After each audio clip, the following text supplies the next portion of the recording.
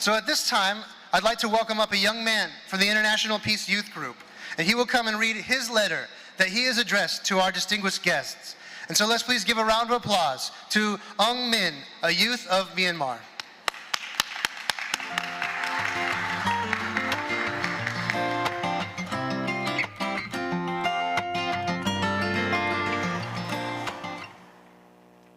Good afternoon to the world leaders who are with us today. Today is a great day for us. I'm continuously asking myself whether it is a dream. How can we forget these days? I will not forget the support of IPYG, International Peace Youth Group, and HWPL. My name is Myint, which means a successful person, which is only the meaning of the name, not true in reality. How can I be a successful person and a happy person, whether aware the country, the world is in conflicts and wars? My country, Myanmar, has the longest civil war, over 70 years, since the independent day. I have been living with the civil war for 28 years. Myself, 5 years being in the refugee, helping in Thai Burma border, which is the largest, longest refugees camp. And I was being with the victim of the civil war. That was teaching me how dangerous civil war is and how it's killed the generation, the life of generation.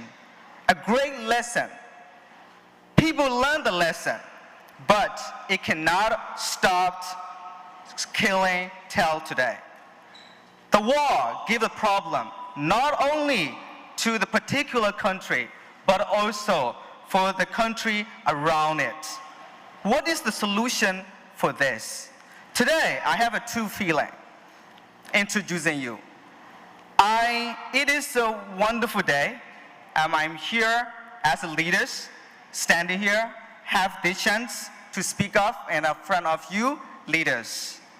Since youth and women are important people, I thank for those who support me get here in front of you leaders.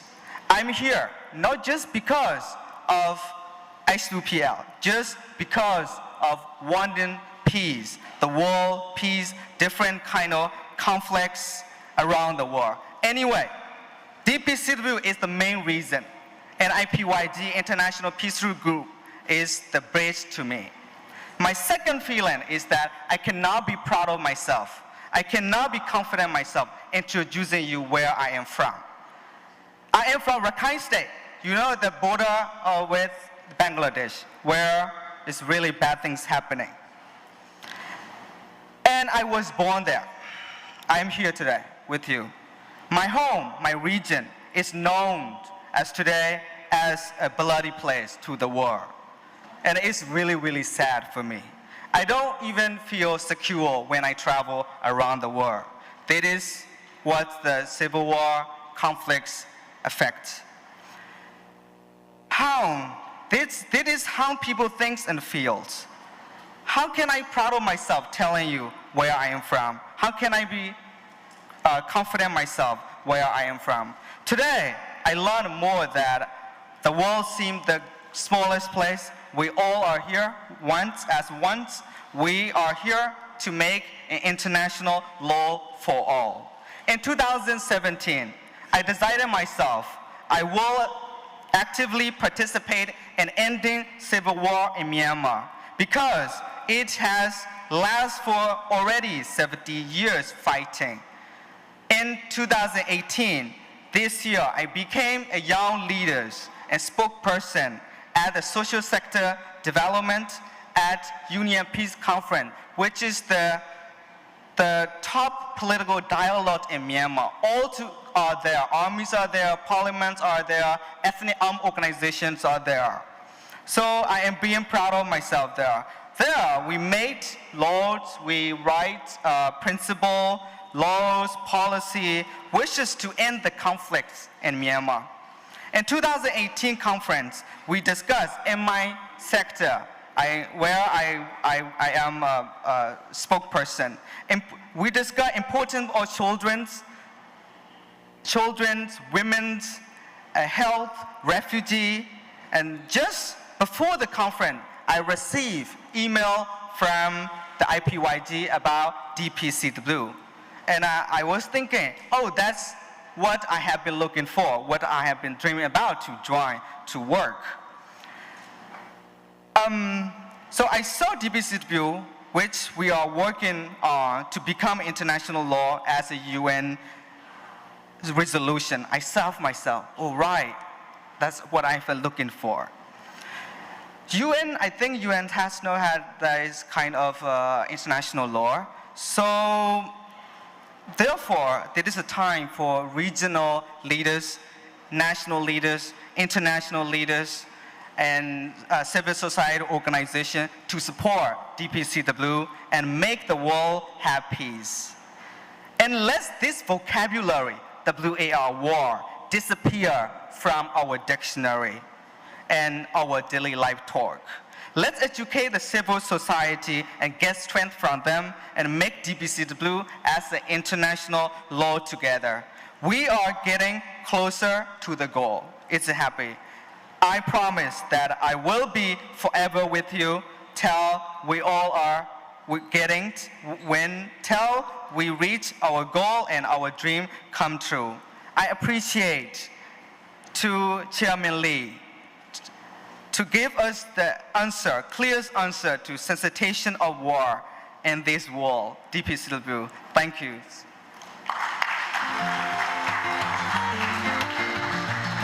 Thank you very much, Hong Min, for writing that letter to our distinguished guests, really showing the heart of the youth, urging the leaders of our nations to establish peace. Like him as well, and really following in that footsteps of communicating with our world leaders, many of our International Peace Youth Group members have also written letters. And as you can see, for our guests that are here with us today, there is a letter that has been given to you. And so with this letter that our youth members have written to you, we're going to have a time where we also as leaders can reply back to them and show them our heart as well as a leader for peace. And so then during this time, we'll have about 5 minutes for you to work on composing your letter. And we ask that you really could write this letter with sincerity. If you're not able to finish the letter that you'd like to write due to time, of course it's understandable. Just make sure that you finish this letter and give it to your protocol aid helper before you leave Korea, because we'll be collecting these letters as a commemoration of this great work of peace that we have done today. And to begin our program, I'd first like to take a minute to introduce the guests that we have here. And so I'll begin to name them as I follow to name them. If you could welcome them with a round of applause. First we have the Honorable Emil Constantinescu, the former President of Romania. His Excellency Victor Yushchenko, the former President of Ukraine. His Excellency Petru Lusinski, the former President of Moldova. His Excellency Stanislav Chizhevsky, the former Chairman of the Supreme Court of the Republic of Belarus. His Excellency Stephen Mesic, the former President of Croatia.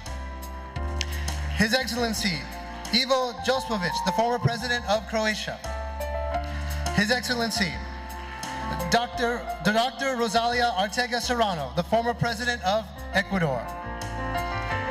His Excellency Donald Ramator, the former President of Guyana. His Excellency Paul Schmidt, the former President of Hungary. His Excellency Dr. Mansef Marzouki, the former President of Tunisia. His Excellency Lakoba Tei Iteli, the Governor General of Tuvalu. His Excellency Gennady Bubulis, the former State Secretary of Russia and the current President of the Baltic Black Sea Forum. The Right Honorable Hrant Bagration, the former Prime Minister of Armenia. His Excellency Zalto Lagumdija, the former Prime Minister of Bosnia and Herzegovina. His Excellency Kil Raj Rejbi, the former Prime Minister of Nepal. His Excellency Zumart Odabiv, the former Prime Minister of the Kyrgyzstan Republic. And His Excellency Samuel Sam Sumana, the former Vice President of the Republic of Sierra Leone. Let's give them all a round of applause.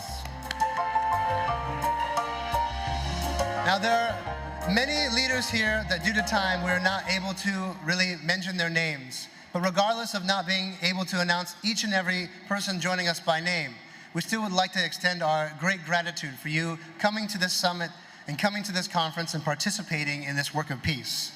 Among those that we have mentioned, there are 9 ministers from 9 different countries, 3 chief justices from 3 different countries, and 8 ministers from various ministries around the world.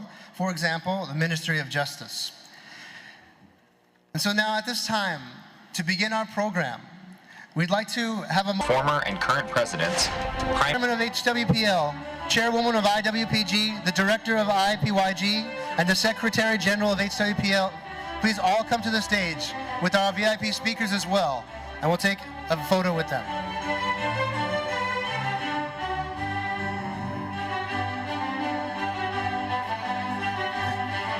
Can the speakers please come to the stage? Those that were speakers, also those that were speakers as well.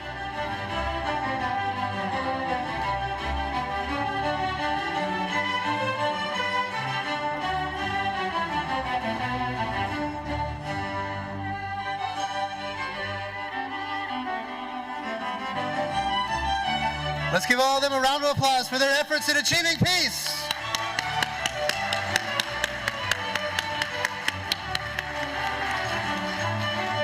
And so now we'll look to the camera with a bright smile.